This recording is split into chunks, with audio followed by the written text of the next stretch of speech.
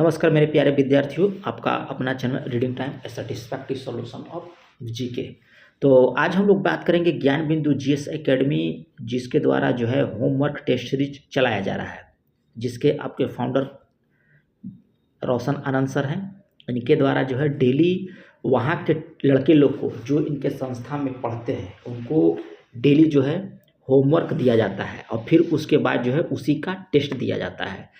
तो ये आपका डे बाय डे हो रहा है, यानी कि डेली हो रहा है वहाँ पे। तो उसी का आज हम लोग सेट देखेंगे, डे नंबर 8। ठीक है, अगर 1 से लेकर अगर आप लोग 7 तक सेट नहीं लगाए होंगे तो प्लेलिस्ट में जाइएगा, आपको सारा सेट वहाँ पे मिल जाएगा। तो चलिए आज हम लोग डे नंबर 8 का क्वेश्चन नंबर 1 देख लेते हैं। ठीक है, चलिए यहाँ पे थोड़ा सा और बड़ा कर लेते हैं ताकि अच्छे से दिखे। चलिए, इसमें कह रहा है कि हाल ही में संयुक्त राष्ट्र उच्च समुद्र संधि पर हस्ताक्षर को भारत के केंद्रीय मंत्रिमंडल द्वारा कह रहा है कि अनुमति प्रदान की गई। इस संधि का संबंध कह रहा है कि किसके संरक्षण से था। तो याद रखिएगा कि ये संधि जो है आपको जैव विविधता का संरक्षण किया जाएगा। ठीक है, इस संधि से जो है आपको जैव विविधता का संरक्षण किया जाएगा, याद रखिएगा। और देखिए यहाँ पे इम्पोर्टेंट फैक्ट भी आपको सर के द्वारा दिया जा रहा है। देखिए यहाँ पे एक क्वेश्चन हो गया, देखिए यहाँ पे एक, देखिए यहाँ पे स्टार लगा हुआ है, इससे देखिए एक क्वेश्चन जो है आपका बन रहा है। क्या बन रहा है कि महासागरों का लगभग कितना प्रतिशत हिस्सा जो है उच्च समुद्र माना जाता है। तो याद रखिएगा कि 64% होगा। कितना हो जाएगा? 64%। तो ये सेट लगाने से आपको यही बेनिफिट है कि इसमें टोटल नंबर ऑफ क्वेश्चन 75 गो है, लेकिन हर क्वेश्चन में जो है आपको एक्स्ट्रा फैक्ट दिया हुआ है। तो मिला जुला के आपको लग रहा है कि 120 प्रश्न तक आपको क्वेश्चन पहुंच जाएगा। देखिए यहाँ पे, देखिए क्वेश्चन नंबर देखिए यहाँ पे 2 है, और देखिए यहाँ पे कितना क्वेश्चन है, 1 2, यानी कि 2 क्वेश्चन और आपको मिल रहा है। तो देख लेते हैं यहाँ पे कह रहा है कि किस देश की संसद द्वारा तिब्बत समाधान अधिनियम जो है पारित किया गया था। तो याद रखिएगा, पूछ रहा है कि किस देश की संसद के द्वारा तिब्बत समाधान अधिनियम। तो ये आपको अमेरिका की कांग्रेस के द्वारा, ठीक है, उसका संसद के नाम है। तो अमेरिका की कांग्रेस के द्वारा जो है तिब्बत समाधान अधिनियम जो है पारित किया गया था।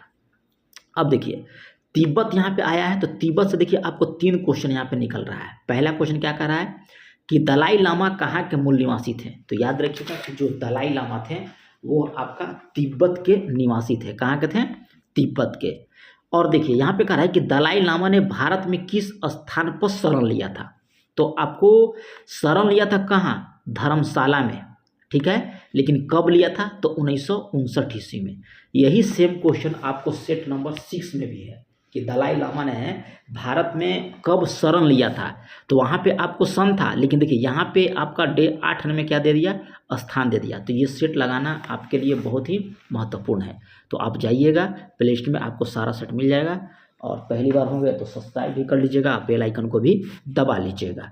तो याद रखिएगा कि दलाई लामा मूल निवासी से तिब्बत के थे और भारत में शरण कब लिए थे? तो 1959 में। कहाँ पे लिया थे? तो धर्मशाला में। आगे कह रहा है कि भारतीय मूल की किन 2 महिलाओं को व्हाइट हाउस में जो है, व्हाइट हाउस फेलो में जो है नामित किया गया है। ठीक है, भारतीय मूल के कह रहा है कि कौन 2 महिला हैं जिनको व्हाइट हाउस फेलो में जो है नामित किया गया है। तो ये पहला महिला है आपको पद्मिनी, और दूसरा कौन है? नालिनी टाटा। याद रखिएगा 2 कौन कौन हो गए? पद्मिनी और दूसरा हो गए नालिनी टाटा।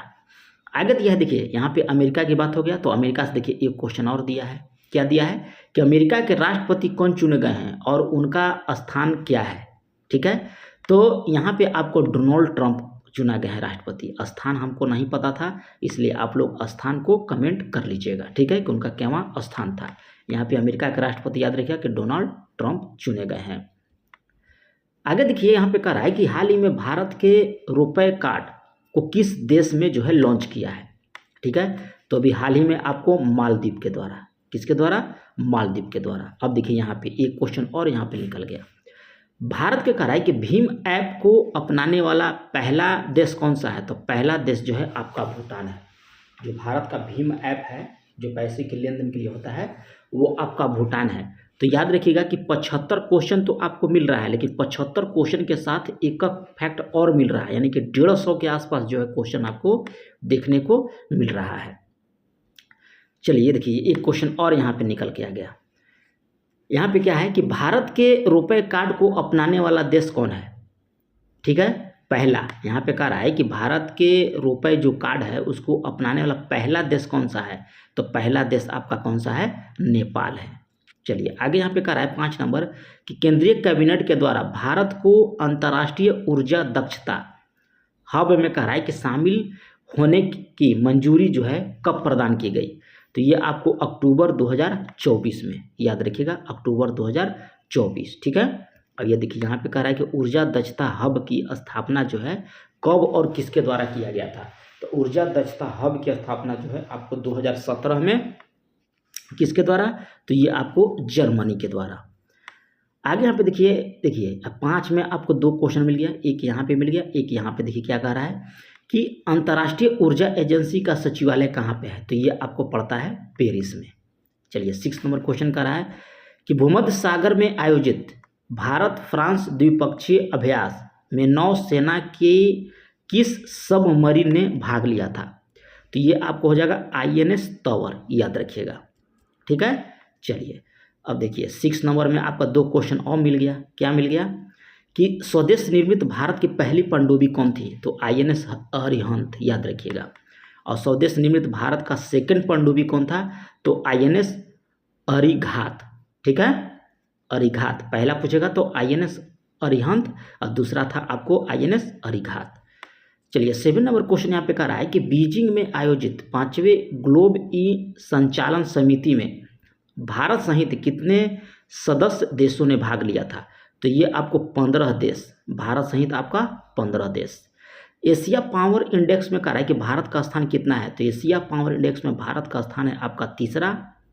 वहीं पहला स्थान की बात करेगा, देखिए यहाँ पे क्वेश्चन नंबर देखिए 8 का ही देखिए इंपॉर्टेंट फैक्ट दे दिया कि एशिया पावर इंडेक्स में पहला स्थान किसका है? तो USA का है, और दूसरा स्थान देखिए यहाँ पे चीन का दे दिया है। पहला आपका USA, दूसरा चीन, और तीसरा आपको यहाँ पे हो गया भारत। नेक्स्ट क्वेश्चन कह रहा है कि भविष्य के शिखर सम्मेलन का आयोजन जो है कहाँ और किस संस्था के द्वारा जो है आयोजित किया गया था? तो ये आपको न्यूयॉर्क के द्वारा। नेक्स्ट है कि 21वें भारत आसियान शिखर सम्मेलन 2024 का आयोजन जो है कहाँ किया गया? तो 21वें भारत आसियान शिखर सम्मेलन 2024 का आयोजन जो है आपको न्यू दिल्ली में आयोजित किया गया है। चलिए आगे देख लेते हैं। कोलंबो सुरक्षा कॉन्क्लेव का 5वां सदस्य कौन सा देश बना? तो ये आपको बन गया 5वां बांग्लादेश। कौन बन गया? बांग्लादेश। आगे दिया है कि सेला सुरंग भारत के किस राज्य में बनाने को जो है मंजूरी प्रदान की गई? तो ये आपको अरुणाचल प्रदेश में सेला सुरंग। आगे दिया है कि विंग्स इंडिया का आयोजन भारत के किस शहर में किया गया? तो ये आपको विंग्स इंडिया का आयोजन जो है भारत के पूछ रहा है कि किस शहर में? तो याद रखिएगा कि हैदराबाद में। कहाँ किया गया? हैदराबाद में। ठीक है, और प्लीज़ आप लोग से हाथ जोड़कर विनती है कि कृपया आप लोग थोड़ा सा सपोर्ट कीजिए। आपके लिए इतना सारा कंटेंट, अच्छे कंटेंट ला रहे हैं, तो आपका भी थोड़ा सा फर्ज बनता है, और आपको सपोर्ट की अभी हमारे पास बहुत ही ज़रूरी है। ठीक है, तो थोड़ा सा सपोर्ट कीजिए, और जितना हो सके आप लोग ग्रुप में इसको सेंड कीजिए, सब्सक्राइब भी कर लीजिए। चलिए 14 नंबर क्वेश्चन का रहा है कि सर्वप्रथम ब्राह्मणों को भूमि दान करने की प्रथा का जो आरंभ जो है किन शासकों के द्वारा किया गया था? तो ये आपको सातवाहन शासकों के द्वारा। ठीक है, याद रखिएगा सातवाहन शासक। आगे यहाँ पे क्वेश्चन दिया है कि राष्ट्रपति के चुनाव प्रक्रिया को किस देश से लिया गया और इसके निर्वाचन मंडल में कह रहा है कि कौन कौन शामिल था? तो ये आपको था आयरलैंड। ठीक है, चलिए भारतीय खिलाड़ी PR श्रीजेश का संबंध किस खेल से है? तो PR श्रीजेश जो है आपको हॉकी के खिलाड़ी हैं। ठीक है, चलिए 17 नंबर क्वेश्चन यहाँ पे दिया है कि वह रुधिर कणिका जो रक्त का थक्का निर्माण में सहायक होता है, तो ये आपको होता है प्लेटलेट्स। ठीक है, संविधान संशोधन का प्रस्ताव संसद के किस सदन में लाया जाता है? तो याद रखिएगा किसी भी सदन में लाया जाएगा। ठीक है, जो संविधान संशोधन अगर करना है आपको, तो या तो आप राज्यसभा में लाइए या लोकसभा में लाइए, किसी भी सदन में आप लाने के लिए स्वतंत्र हैं। केंद्र में कह रहा है 19 नंबर क्वेश्चन, यहाँ पे देख लीजिए क्या कह रहा है कि केंद्र में मंत्री की नियुक्ति प्रधानमंत्री की सलाह पर राष्ट्रपति करते हैं। यह प्रावधान संविधान के किस अनुच्छेद के तहत है? तो ये आपका अनुच्छेद 75 के तहत। ठीक है, चलिए आगे देख लें। यहाँ पे क्या कह रहा है? कह रहा है कि पीएच स्केल पर सबसे प्रबल अम्ल और सबसे प्रबल क्षार को मिलाने पर जो प्राप्त विलयन होता है वो कैसा होता है? तो याद रखिएगा कि उदासीन विलयन होता है। कैसा होता है? उदासीन। चूना पत्थर CaCO3 लाइम स्टोन का रासायनिक नाम क्या है? तो ये आपका है कैल्शियम कार्बोनेट। याद रखिएगा, जो चूना पत्थर जिसका रासायनिक सूत्र होता है CaCO3, इसका रासायनिक नाम है आपका है कैल्शियम कार्बोनेट। संविधान में कह रहा है कि सहकारी समितियों को किस संविधान संशोधन से संवैधानिक दर्जा दिया गया? तो याद रखिए कि जो सहकारी समिति था वो 97 संविधान संशोधन 2011 के द्वारा। ठीक है, ये क्वेश्चन जो है एक क्वेश्चन यहाँ पे इंपॉर्टेंट क्वेश्चन आपको दिया गया है। ठीक है, इसलिए इस सेट को जो है आप लोग पूरा सेट लगाइएगा। ठीक है, बीच में स्किप मत कीजिएगा, नहीं तो आपको कोई फायदा नहीं होने वाला है। अरावली पर्वत श्रेणियां कह रहा है कि उत्तरी विस्तार को किस नाम से जाना जाता है? तो उत्तरी जो विस्तार है अरावली पर्वत श्रेणियां का, उसको जाना जाता है रायसीना हिल्स के नाम से। याद रखिएगा, रायसीना हिल्स। आगे दिया है कि किस विटामिन में कोबाल्ट की मात्रा अवस्थित होती है जो कैंसर के उपचार में सहायक होता है? तो ये आपको होता है विटामिन B12। अब इसको बोला जाता है साइनोकोबालामिन। ठीक है, चलिए आगे दिया कि भारत में राजनीतिक पार्टी को राष्ट्रीय पार्टी का दर्जा कौन प्रदान करता है? तो आपको जितनी भी राष्ट्रीय पार्टी हैं, ठीक है, राजनीतिक दल, वो सारे जो है चुनाव आयोग के द्वारा जो है उनको दर्जा दिया जाता है। और अभी तक राष्ट्रीय पार्टी जो अभी प्रेजेंट में है ये आपको कितना है? 6 है। याद रखिएगा, ये क्वेश्चन पूछ सकता है कि वर्तमान में राष्ट्रीय पार्टी की संख्या कितनी है? तो 6 है। और इसका जो है दर्जा कौन देता है? तो राष्ट्रीय पार्टी की दर्जा चुनाव आयोग देता है।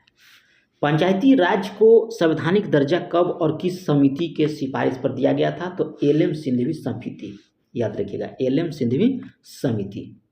नेक्स्ट क्वेश्चन यहाँ पे दिया है, कह रहा है कि संविधान के किस अनुसूची में 22 भाषाओं का उल्लेख है? तो ये आपको 8वीं, ठीक है, 8वीं अनुसूची में जो है 22 भाषाओं का उल्लेख दिया गया है। कृष्ण नदी से लेकर कन्याकुमारी तक फैले विस्तृत पूर्वी तटीय मैदान को क्या कहते हैं? तो कृष्ण नदी से कन्याकुमारी तक जो फैला तट है उसको बोला जाता है आपको कोरोमंडल तट। ठीक है, जो पूर्वी तट मैदान कहा जाता है उसको, याद रखिएगा, कोरोमंडल तट को। अल्पसंख्यक के हितों के संरक्षण संविधान के किस अनुच्छेद में है? तो अल्पसंख्यक जो वर्ग हैं उनके हितों का संरक्षण जो है आपको अनुच्छेद 29 में है। और अनुच्छेद का एक वीडियो हम लाएंगे जिसमें आपको सारा अनुच्छेद को जो है कवर कर देंगे। ठीक है, चलिए यहाँ पे दिया है कि वाद्य वागमन शब्द कौन सी संधि है? तो ये आपका है यण संधि। अगला दिया है कि पीतल एक मिश्र धातु है जो 2 धातु से मिलकर बनता है, वो कौन धातु है? तो तांबा और जिंक। ठीक है, चलिए आगे देखिए, भारत में स्वतः जुताई वाली मिट्टी के नाम से कौन सी मिट्टी जानी जाती है? तो ये आपको काली मिट्टी। ठोस अवस्था का द्रव अवस्था से गुजरे बिना सीधे गैस में परिवर्तित हो जाना का कारण क्या है? तो उसका बोला जाता है आयनीकरण। ठीक है, याद रखिएगा, ठोस अवस्था का द्रव अवस्था से गुजरे बिना सीधे गैस में आपको परिवर्तित हो जाता है तो उसको बोला जाता है आयनीकरण। आगे दिया है कि 2011 की जनगणना के अनुसार भारत और बिहार का औसत साक्षरता दर कितना है? तो टोटल बिहार का पूछेगा तो 74.04%। ठीक है, अगर वहीं सिर्फ बिहार का पूछेगा तो 61.7% हो जाएगा। चलिए आगे यहाँ पे दिया है कि फोटोग्राफी में पिक्सल के रूप में किसका प्रयोग किया जाता है? तो सोडियम थायोसल्फेट का। ठीक है, चलिए यहाँ पे देखिए आगे क्वेश्चन क्या दिया है, ज्योग्राफी, हिस्ट्री और पॉलिटिक्स और प्लस स्टैटिक जीके से आपका जो है क्वेश्चन दिया हुआ है। चलिए यहाँ पे कराए कि सही सुमेलित कीजिए। तो गलवान घाटी कहाँ पे है? तो याद रखिएगा कि गलवान घाटी आपको लद्दाख में पड़ता है। लाहौल घाटी कहाँ है? हिमाचल प्रदेश। नालांग घाटी कहाँ है? उत्तराखंड में।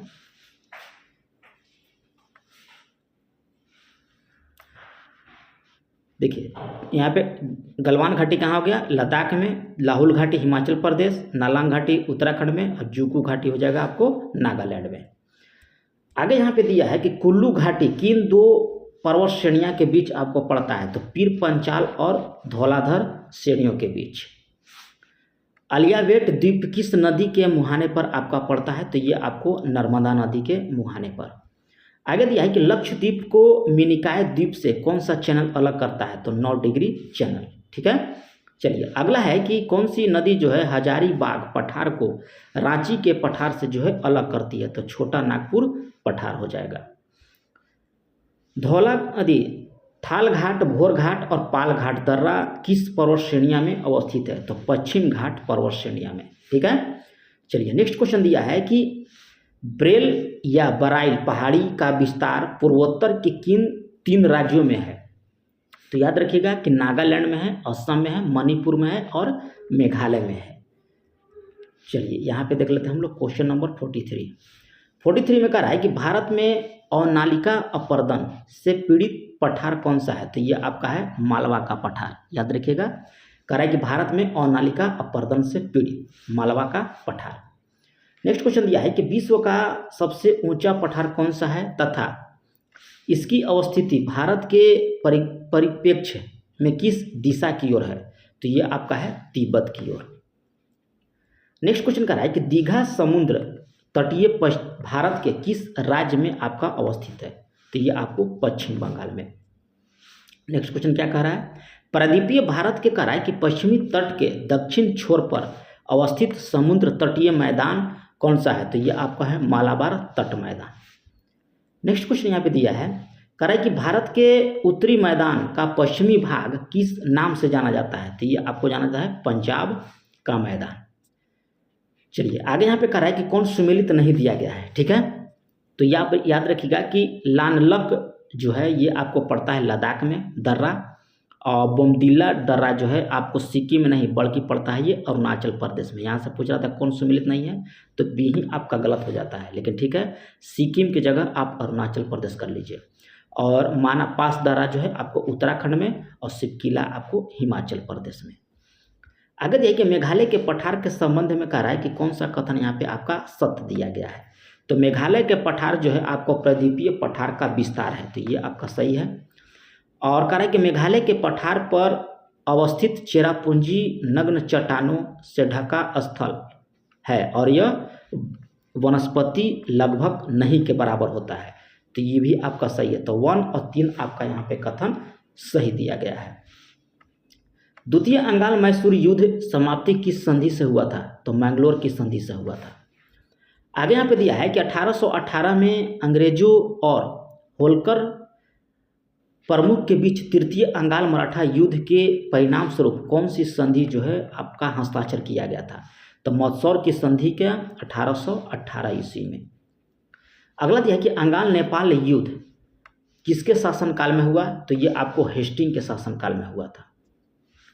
चलिए आगे क्वेश्चन देख लेते हैं। आगे यहाँ पे दिया है 53 नंबर की कौन सुमेलित आपका यहाँ पे नहीं है, तो बक्सर का युद्ध हेक्टर मुनरो था, अंगाल नेपाल युद्ध लॉर्ड हेस्टिंग के समय, और चतुर्थ अंगाल मैसूर युद्ध लॉर्ड बेल्जली के समय। ठीक है, यहाँ पे कह रहा है कि कौन सुमेलित नहीं है, तो तृतीय अंगाल मराठा युद्ध लॉर्ड कर्नवालिस, ये गलत है। तृतीय अंगाल मराठा युद्ध आपका लॉर्ड हेस्टिंग के शासनकाल में हुआ था। आगे दिया है कि कथनों पर विचार कीजिए और जो कथन सत्य दिया है उसको टिक करना है। ठीक है, तो यहाँ पे कौन सा कथन सत्य दिया गया है, यहाँ पे क्वेश्चन जो है कि पलसी का युद्ध सिराजुद्दौला के पराजय के लिए मीर जाफर अंग्रेजी से मिलकर षड्यंत्र किया था। ठीक है, ये आपका कथन जो है सही दिया गया है। चलिए आगे देख लेते हैं। यहाँ पे कह रहा है कि कौन सुमेलित है। ठीक है, तो थोड़ा सा छोटा कर लेते हैं ताकि आपको अच्छे से दिखाई दे। ठीक है, कौन सुमेलित यहाँ पे दिया गया है, तो चतुर्थ अंगाल मैसूर युद्ध 1755 ईस्वी में हुआ था, और टीपू जो है पराजित हुआ, और यह युद्ध में आपके युद्ध के मध्य जो है आपको दिग्बंध भी हो चुका था। ठीक है, यहाँ पे देखिए प्रथम अंगाल मैसूर युद्ध आपको 1767 ईस्वी में हुआ था, द्वितीय अंगाल मैसूर 1780 से 84 और तृतीय अंगाल मैसूर 1790 से 92। ठीक है, यहाँ पे करा है कौन सुमेलित है, तो ऑप्शन सी को आप सही कर लीजिएगा। चलिए, सॉरी ऑप्शन सी नहीं, हाँ ऑप्शन डी हो जाएगा। चलिए आगे यहाँ पे दिया है कि कौन सा कथन असत्य दिया गया है। ठीक है, तो सहायक संधि की वास्तविक शुरुआत आपको 1799 में हुआ था, ये आपका गलत है, 1765 में हुआ था। और बाकी ये तीनों जो है आपको दोनों सही है, यहाँ पे 1765 कर लीजिएगा, आपका ये भी सही हो जाएगा। चलिए आगे देख लेते हैं। कह रहा है कि कथन पर विचार कीजिए, और आगे देख लेते हैं क्या कह रहा है, जो सही है। ठीक है, तो यहाँ पे याद रखिएगा कि कथन 1 खाली सही है कि लॉर्ड डलहौजी ने व्यापकता सिद्धांत लागू करके 1848 में सतारा और 1854 में नागपुर पर कब्जा किया था। तो ये आपका कथन जो है सही दिया है, सिर्फ 1 नंबर। देखिए यहाँ पे कह रहा है कि मिलान सही कीजिए। ठीक है, तो यहाँ पे सभी मिलान सही है, यानी कि वाणिज्यिक पूंजीवाद चरण कब हुआ था, तो 1757 से 1813 ईस्वी तक। औद्योगिक पूंजीवाद चरण 1813 से 1858 तक। और वित्तीय पूंजीवाद जो है 1858 से 1947 ईस्वी तक। आगे दिया है कि सूर्यास्त कानून निम्नलिखित में से किससे संबंधित है। ठीक है, तो ये आपको अस्थाई बंदोबस्त, महलवाड़ी व्यवस्था और रैतवाड़ी व्यवस्था से। तो अस्थाई बंदोबस्त कब आया था, 1793 में, महलवाड़ी व्यवस्था 1822 में और रैतवाड़ी व्यवस्था 1820 में। यहाँ पे दिया है कि अस्थाई बंदोबस्त या इस्तेमारी व्यवस्था को किसने पूरे भारत में लागू किया, तो ये आपको आरसी दत्त के द्वारा। आगे दिया है कि कौन ब्रिटिश शासन के दौरान भारत में रैतवाड़ी व्यवस्था प्रारंभ किया था, तो ये आपको अलेक्जेंडर रीड के द्वारा और टॉमस मुनरो के द्वारा। तो यहाँ पे 2 और 3 आपका सही हो जाएगा। आगे दिया है कि भारतीय संविधान में आपात संबंधित उपबंध भारत शासन अधिनियम 1935 खाली स्थान के संविधान से लिया गया है, तो वाइमर संविधान जर्मनी के संविधान से। ठीक है, चलिए आगे दिया है कि भारतीय संविधान में उल्लेखित स्वतंत्रता, समानता और बंधुता की कल्पना जो है फ्रांस की क्रांति से लिया गया था 1784 ईस्वी में। चलिए आगे क्वेश्चन यहाँ पे दिया है, कह रहा है कि भारतीय संविधान द्वारा प्रदत्त मौलिक अधिकार के स्थगन संबंधित कार्यपालिका के अधिकार को किस देश के संविधान से लिया गया, तो ये आपको यूएसए के संविधान से।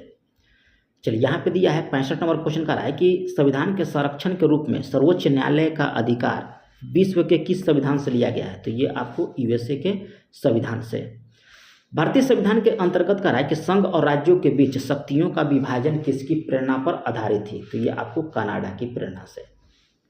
प्रारूप समिति का विचार कहाँ से लिया गया था और इसका गठन कब किया गया, तो ये आपको आयरलैंड से लिया गया था। इसका गठन जो है आप कमेंट करके बताइएगा। अगला है कि संघ संविधान समिति की अध्यक्षता कौन थे, तो पंडित जवाहरलाल नेहरू थे। संविधान सभा के कार्यों पर गठित समिति के अध्यक्ष कौन चुना गया था, तो ये आपको जेएल नेहरू के द्वारा। आगे दिया है कि संविधान की मसौदा समिति ने अपना पहला मसौदा किस वर्ष प्रस्तुत किया, तो ये आपको 1948 ईस्वी में। आगे दिया है क्वेश्चन कि संविधान के लिए किस जानवर को जो है प्रतीक के रूप में अपनाया, तो ये आपको हाथी को। और राष्ट्रीय ध्वज पर तदर्थ समिति के अध्यक्ष कौन थे, तो ये आपको doctor Rajendra Prasad. Next question क्या कह रहा है कि भारत के कुल बाघ अभयारण्य की संख्या कितनी है और सबसे नवीनतम बाघ अभयारण्य कौन सा है, तो टोटल आपका 58 है और सबसे नवीनतम आपका है माधव राष्ट्रीय उद्यान। भारत का पहला बाघ रिजर्व कौन किसे घोषित किया गया, तो जिम कॉर्बेट को। आगे कह रहा है कि भारत का सबसे बड़ा बाघ रिजर्व कौन सा है और किस राज्य में है, तो ये आपको नागार्जुन है। ठीक है, सबसे बड़ा, और यह नागार्जुन किस राज्य में पड़ता है ये आप कमेंट कीजिएगा। तो ये रहा हम लोग का कितना था, डे 8। ठीक है, जल्दी ही आपको जितना सारा सेट बच रहा है आपको अपलोड किया जाएगा। तो चैनल पर पहली बार होंगे तो सब्सक्राइब कर लीजिएगा, बेल आइकन को दबा लीजिएगा। मिलते हैं नेक्स्ट वीडियो में, तब तक के लिए धन्यवाद।